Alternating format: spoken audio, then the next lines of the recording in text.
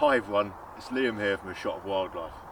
I like to try to make these intros so they hook you in, make you interested in what you're about to see. But I don't really know how to do this one. So recently, I'm just going to tell you what's going to happen. Recently, I've been going around some of Norfolk's waterways with this underwater camera, sticking it in and trying to catch some of the fish that live there on film. This is going to be sort of a sequence of those bits, the best bits, and some of the things that I've managed to catch on film that I've been surprised by. Hopefully you'll enjoy it. Let's get into it. The first place I'd like to show you is passed by hundreds, if not thousands of people every day in the centre of my home city, Norwich. Here from a portage platform, I dipped the camera into 2 to 3 foot of water, and it wasn't very long before the first underwater inhabitants turned up.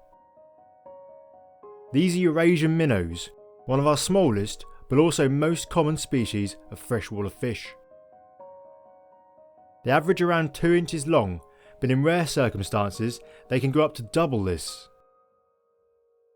Out of all the fish I've filmed, minnows are the least scared of the camera. In fact, they actually seem to be a bit fame hungry, often approaching the camera when it enters the water. They are omnivores that are usually found in large shoals, often in running water such as rivers or streams, but they are sometimes also found living in lakes. Further downstream, in a more industrial part of Norwich, I attached the camera to a float on a rope and gave it an underarm sling towards the middle of the river. I haven't changed this footage at all. This is really what was in front of the camera when it landed in the water.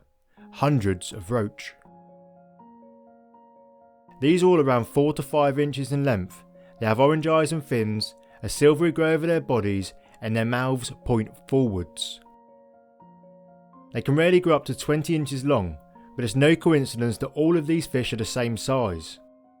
Roach are prey for otters, larger fish, and birds, so by hanging around with only similar sized fish, each of them has less chance of standing out and of being picked off by a predator. Roach are found in both still and flowing water, and will often feed on aquatic invertebrates and vegetation in the lower 2/3 of the water column. I've recently found an old lake in a woodland that is full of fish and pretty much abandoned.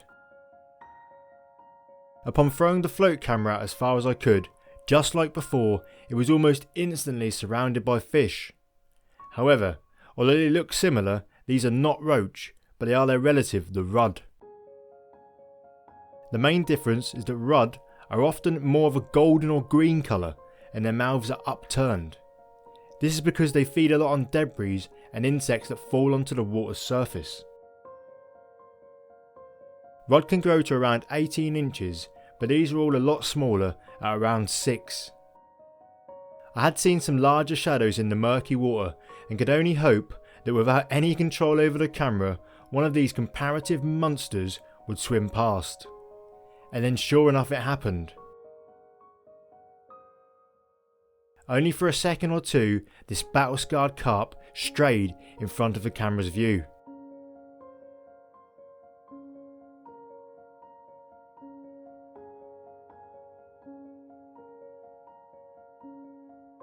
It didn't stay for long, but when looking through the footage, I noticed another species in the shadows.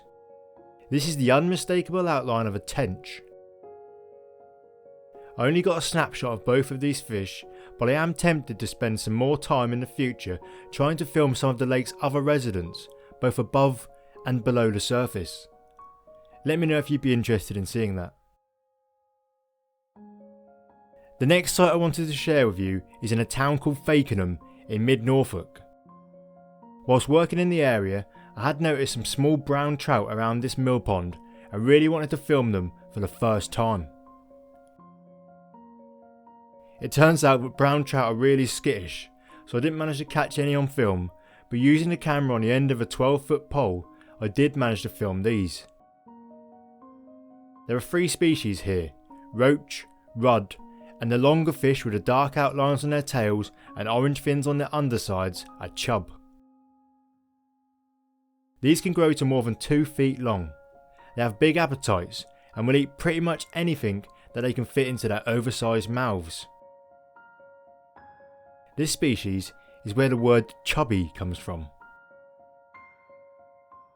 In the shallow margins of this river, I noticed a lot of unwanted occupants, signal crayfish. These American imports were brought to this country to be farmed for eating, but soon escaped into the wild.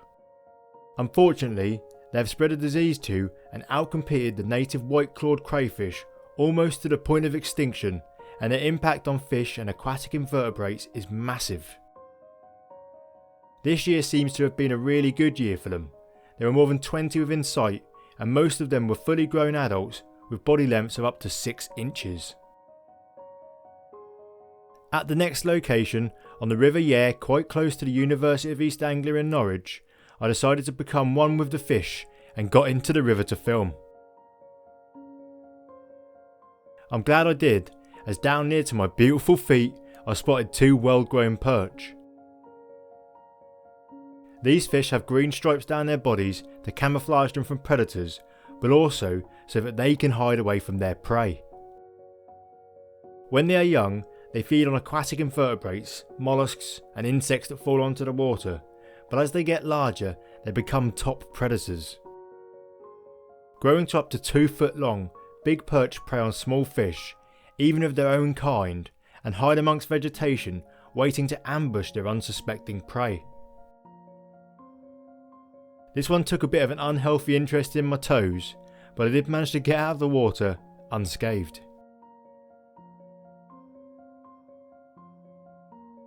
The final place I'd like to show you in this video is where I filmed the intro, the River Taz, near to what was once the largest Roman fort in East Anglia, Venta Icenorum. Here the river is shallow, cold and fast flowing. This provides a habitat that is suited to some rarer species of fish. After gently turning over a few rocks, I found several stone loaches. These narrow-bodied fish grow to an average of 5 inches long and spend a lot of their time under rocks or even buried in the gravel or the sand at the bottom of rivers. They feed mostly under the cover of darkness when they use their sensitive barbels around their mouths to find small invertebrates such as insect larvae and shrimp to feed upon. The stone loaches were not the only fish hiding at the bottom of the river. There were also some bullheads.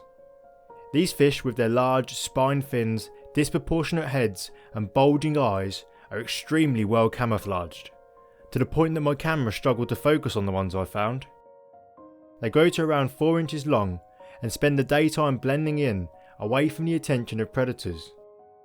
After dark they are more mobile, hunting small invertebrates, and they will also eat the eggs and fry of other species of fish. One other resident of the river that wasn't trying to blend in was this male free-spined stickleback. During the summer, males develop a bright blue colouring and deep red throats and become very territorial. I have known them to attack their reflection in camera lenses, but this one was a bit of a wimp, and after a few brave moments, it dashed away and out of sight. So there we go. Hopefully you've enjoyed taking a look beneath the surface and maybe you've learned something new. If you enjoyed this video, you should check out this British wildlife video, and if you like that, you should subscribe so you see my future stuff. Thanks for watching, and I'll see you next time.